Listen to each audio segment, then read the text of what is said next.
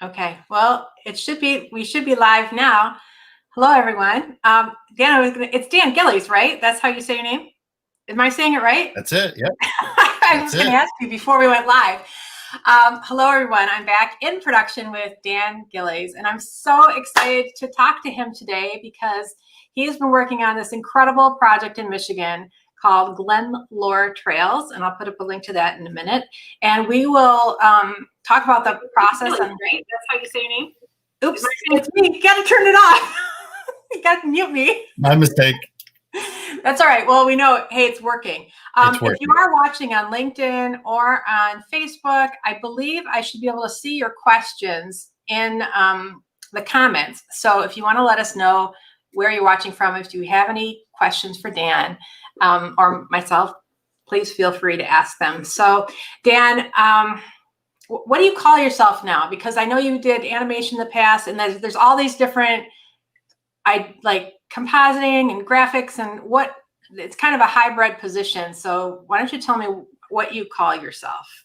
At this point, I would probably call myself a video production generalist. I've had to wear a lot of hats, and this industry over the last 20 years has changed a lot. It's been really demanding. So from my beginnings at a public access station in 1995, when I was just a high school student, running tapes and editing, manually, all the way through 3/4 inch. Yeah, video toaster, and now into the digital age.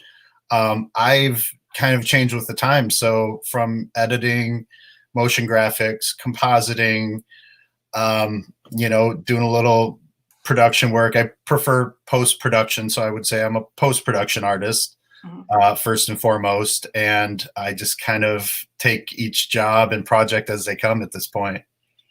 But so you're doing more, you do more artistic work than just a regular editor, that I would say. Yeah. I have a particular passion for video installation work. My work at Blue Water has kind of brought me full circle to my days at CCS when I was doing video installation artwork, galleries, and various spaces. So I really like to entertain the idea of a space and not necessarily a screen or a monitor, or I like to work on larger canvases, and working in live events and for Blue Water kind of allows me to play with a lot more formats, different varying scales of LED and designs like that, projection mapping. So I did not know this about you. I did not know this is where you started or where your passion lies. So tell me more about Glenlard Trails, and I'm going to show the website so that people can have an idea of what it is that we're looking at here. So this is the main website for the event that I guess started in August, and it's running through Halloween. And how did this whole thing come about? And I have to say that I went, and I was so impressed, and I found it really delightful. So tell me about. I'm just going to scroll up so people can see a little bit more about what this installation looks like, but how did this all come about? Yeah, so Glenlard Trails was the brainchild of one of our managing partners, Scott Schoenberger. We, as it happened with everybody, we hit this pandemic, the lockdown situation, and live events dried up. I mean, the last thing we want to do right now is, gather indoors, and that's our bread and butter. So we, on the live event side, we pivoted to streaming events, which is something we're doing a lot. But, we have a warehouse full of gear that, usually is out at shows all over the country. Yeah. So, we have been wanting to do an immersive, interactive kind of experience for, a few years now. We've been talking about it, but the opportunity never really came around. So Scott kind of got our entire team moving, the creative team, the live events team. We found a space that was, conducive to gathering in an outdoor venue, where we can, wide open air, everybody can keep socially distant. And let's face it, there's really not much going on right now. Right. So let's make something awesome that we can all go be a part of, and have some experience safely, really. So tell me a little bit about the team, how big of a team it is, and then what your work was related to that. It's great. Blue Water has a really robust live event team. I mean, lighting technicians, LED projectionists, the technology and the knowledge by that entire team is massive. So when we collaborate with the live events team, we have, as a creative, I have a lot of fun things to play with. Now we've got this projection. Where are we going to aim the projector? We've got this, we've got a massive scrim that we can hang in between the trees. What can we do with that?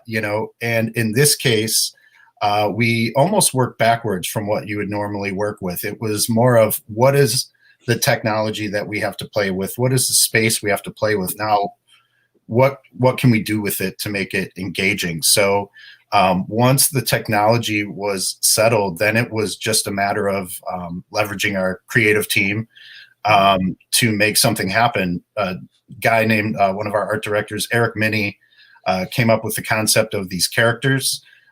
We developed a story around these characters. We really wanted it to be kid friendly. And from there, we just, it turned into a really fun project where we could, take it wherever we wanted to take it. So it's located where right now? It's like 30 minutes, I think, outside of Metro Detroit. Yeah, it's in Commerce Township. I forget the name of the venue. I believe it's Glenlard, if I'm not mistaken. And it's normally a gun club, if I'm not mistaken. So, yeah. So in the daytime, you might be walking around there and hear shotguns being blasted and stuff like that. And at night, it transforms into this like amazing experience. So, well, yeah. It was really so impressive. And I guess, by the time I gotten tickets, we ended up with an 11 o'clock time slot. And my husband was super crabby because we're usually in bed way before that.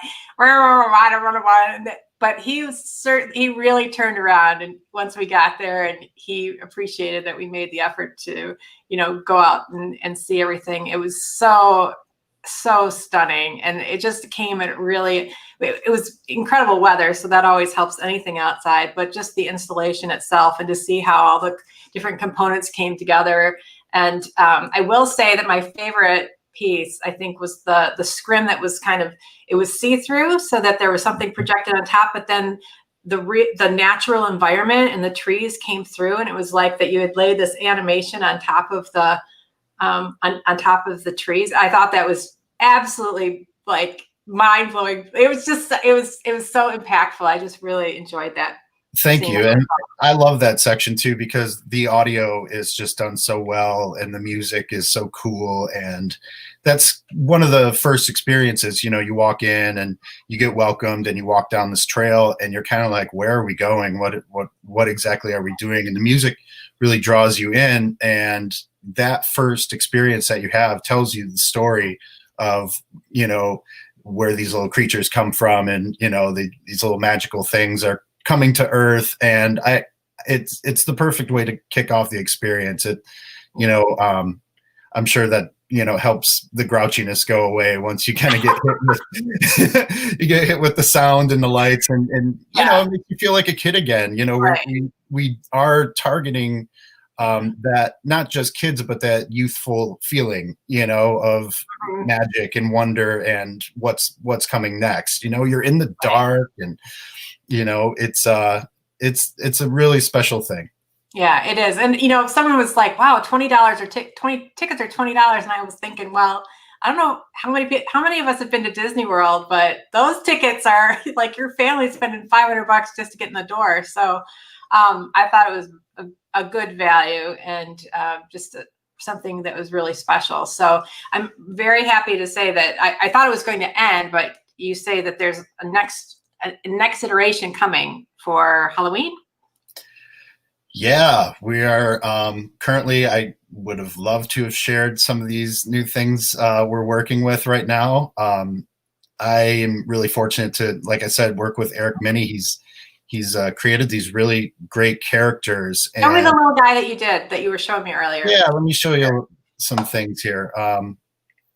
So it was all original content. You guys just made this up. You didn't adapt a book or anything. This was just for this installation.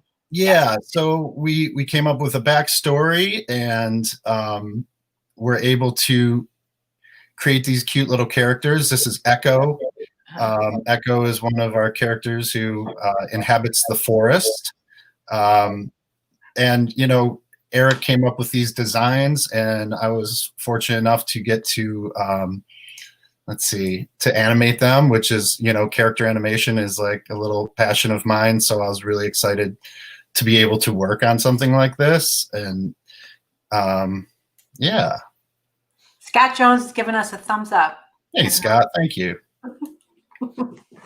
It's nice to have that interaction. So you can ask some questions if you are dying to ask Dan anything.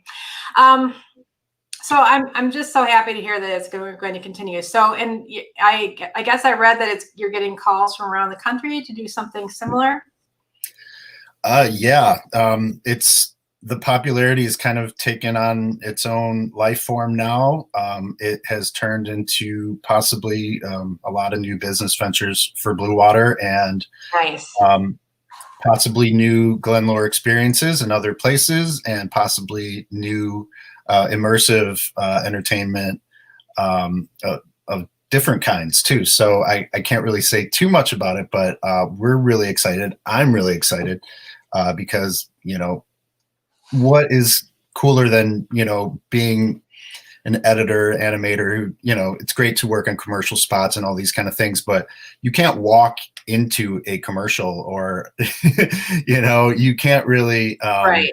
You can't duplicate that experience of being immersed in space. So I just think it's amazing that you're actually doing, it sounds like what your dream job is with this company. It like exactly what you wanted to do, and now you get to do it, and you get paid for it. Oh my gosh! Imagine that, you know. And honestly, it's great because in the late '90s, when I first started, you know, CCS, and the technology was not really there. So the things that we had dreamed about doing at that time were literally not possible. We're really lucky to be in a, you know, a technologically advanced world where, you know, everything is kind of caught up to our ideas. So that's a part that I love. And now, as a 40-year-old person, 41-year-old person now who have been doing this for a while, now it's a matter of keeping up, you know, because the technology is there for the people who are just starting, you know, so I can only imagine what that's like, you know. So how many companies are like this in the country, do you think? Like your competition? Because it seems like you guys are doing pretty amazing national stuff too. Well, I know we are I believe we're one of the top 10 live event companies in the country. Yeah. There's varying agencies that put on live events and things like that. But what I really love about Blue Water is that we have a lot of diversity. You know, we not only do live events and streaming events, we do, you know, installations in different spaces as well, technology installations, monitors, cameras, you know, so there's a lot of, you know, we just outfitted Michigan State University, their classrooms with streaming capabilities, cameras, you know, things like that. So we have a broad range of work that we're able to work on and, you know, provide content for too, which is really cool. So let me have you, I want to take us back to kind of your path, because I want to say you're successful now. You've done it. You like, but I know that you don't, it wasn't like directly you went to school and this is where you ended up. So this is CCS I'm going to add this so that people can see. Let's see, there it is, College for Creative Studies. which is in Detroit. And just for the people that don't know what that is, I wanted you to talk a little bit about what kind of program you did and what happened to you. Why did you stay in Michigan? I guess that's always part of the question, because I think that, you know, people don't always think of Michigan as being the place where you can do this kind of production work. Yeah, I like the question. What happened to you? That's a that's a great one. Like I said, when I was in high school, I filled out a survey. I'm going way back to my sophomore year. Yeah, Lincoln Park, right? You were in Lincoln Park. Yeah. So very blue collar town. Yeah, downriver, you know, Downriver. and not much of an art culture, I would say. Right. So being an artist was really foreign to my family and the people around me. I was good at painting and drawing, like, you know, I wouldn't say it was a passion, but I was a good art student. I filled out a survey in '95 asking about, you know, general career interests. And within a few weeks, I got a message from a local public access station, TCI Cablevision of Woodhaven. And I couldn't drive yet, but they offered me classes to learn how to operate their studio. And within a few months, I had a public access show, the Show with Bruce and Dan. That's amazing. I love it. It was fun. We would, you know, do remotes where we would blow up fruit with firecrackers. Just, you know, I mean, we were Beavis and Butthead. We weren't breaking new ground, but we were learning, you know. We were putting a 30-minute show together by hand, essentially, learning how to use the studio, the whole thing, you know. So that ignited a passion for me that once I came to the end of my high school education, I had a choice. It was Specs Howard being, you know, one of the dominant games in town. And CCS had just opened up a digital media and animation department. So I was literally the first student in the department as it was being formed. Not just me, but you know, a handful of people. In fact, it didn't start until my second semester. They couldn't get the department quite together until fall of, I guess that would be '98. So I was one of the guinea pigs of that department. I went through. We had labs in the basement of the old African American Museum and computers just crammed in rooms and not necessarily high performing systems. Right. Mm-hmm. But what's great about an art institute is that you rely on your creativity. Mm-hmm. So when the technology doesn't serve you, what are you going to do? Because you do have to show a thought process and your creativity. So I was fortunate to make through that program, which taught me how to be an artist. It didn't teach me how to use software. Didn't teach me, you know, it didn't teach me how to make a movie or how to make a film. It told me how to pursue an idea, and, you know, most importantly, I was surrounded by other creative people every day. Painters, sculptors, fabric artists, you know, and those were the people I gravitated towards more than anything, you know, because these are like-minded people, but we don't do the same thing, so we can bounce our ideas off of each other. And what did your parents think about all this? Were they worried about you? That's a good question. No, they were very supportive. I wouldn't know that they 100% understood right away.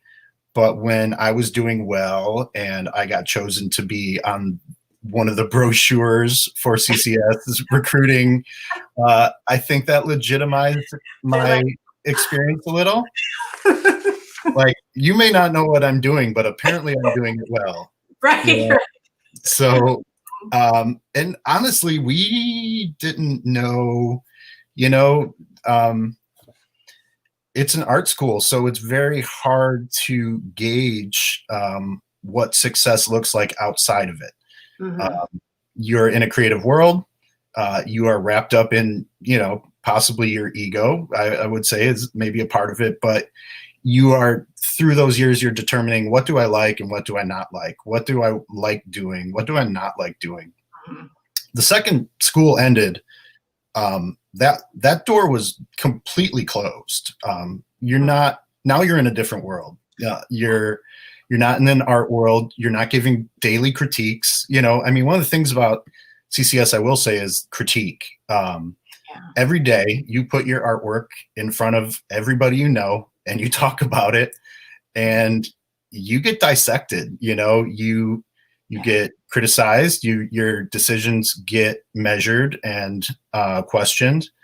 And I will say that toughens you up. I mean, people cry. I mean, it's you know, it's art school, but people's perception of art school is, oh, you're just going to paint. It's no, you're really up there to formulate who you are as an artist and how you make decisions. So having that when I entered the working world, kind of toughened me up to start to learn how to make decisions, but now make decisions not for me, but for who my client is. And not take it personal when someone has, you know, a different opinion on how things need to get done. Sure. And I think that took a few years to get out of my system even still, you know, because your ego's wrapped up in it. Your ego's definitely wrapped up in it because you want this to be your job. You want this to be your career. So any kind of criticism about your work feels personal.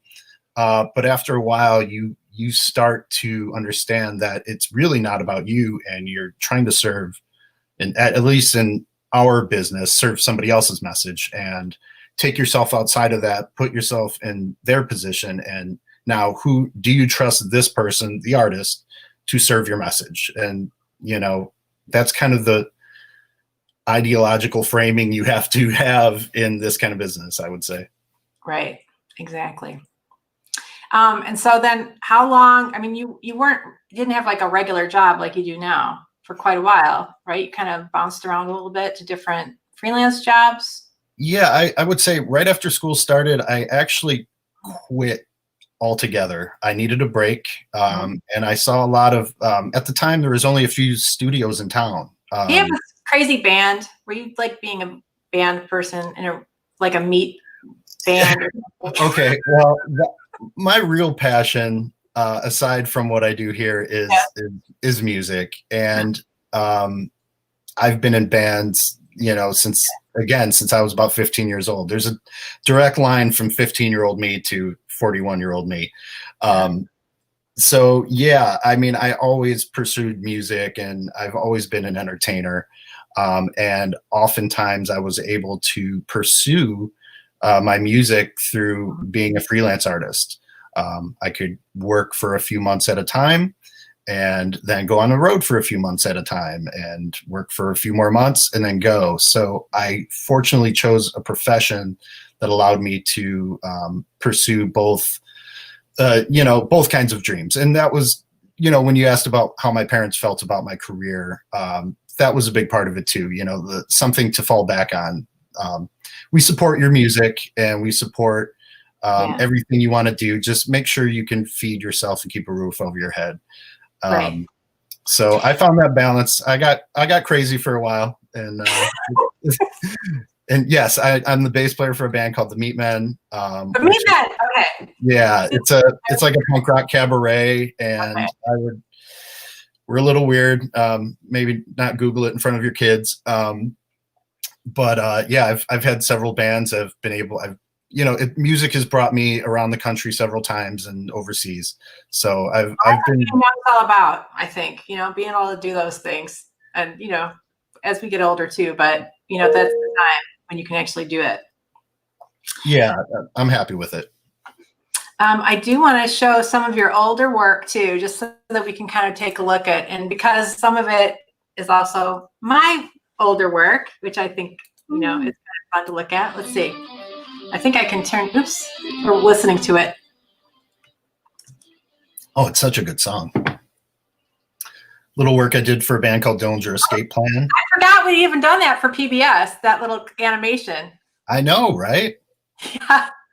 Like, oh, wow. I guess I have to say, this was one of everybody loved this. This is a graphic that you did for Lean, Mean, and Green, and you had that. Everybody really liked that. So I just want to point out that was my movie. That's right. I love that. Mm-hmm.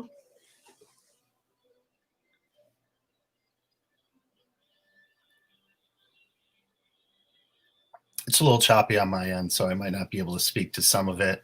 A little work for the Insane Clown Posse. Mm-hmm.